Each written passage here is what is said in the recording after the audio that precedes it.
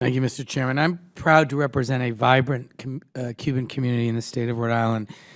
Cuban Americans represent some of the hardest working and brightest minds, not just in Rhode Island, but across our country. In 2016, I traveled with then President Obama on his historic trip to Cuba as his administration charted a new course on U.S. policy towards Cuba. After 50 years of isolating Cuba, it was clear that U.S. foreign policy was not working. But through the Obama administration's actions, we began to see positive developments between our countries, including expanded cooperation on counterterrorism, counter-narcotics, coastal and marine protection, and more. While there remain many unresolved issues in the relationship between our two nations, these changes gave the United States more tools to promote positive changes for the Cuban people. The Biden administration has made it clear that standing up for democracy and human rights will remain at the center of U.S. foreign policy. But we can still engage with the Cuban government, as you do with a number of other countries around the world we have significant differences with. And that's why I was so disappointed to see President Trump and his administration roll back President Obama's actions on Cuba. This included the relisting of Cuba as a state sponsor of terrorism with the likes of Iran, Syria, and North Korea, despite an intelligence review conducted in 2015 under President Obama showing that Cuba did not meet the statutory definition to be on that list. The classification of a country as a state sponsor of terrorism should always be led by the facts, not politics. The actions carried out by the Trump administration less than 10 days before the 2021 inauguration of a new president weakens our credibility and really delegitimizes the state sponsor of terrorism list.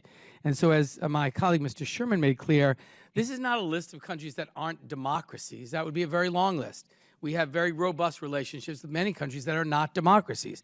And we should always continue to promote democracy in every part of the world that we can. But this is a very different designation. This is a state sponsor of terrorism. There's a definition for that.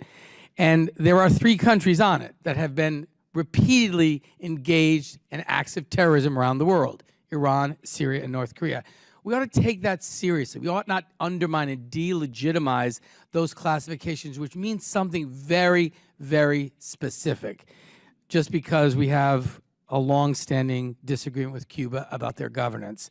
The requirements that are contained in this proposal are very specific. It requires the development and sustaining of a very strong liberal democracy.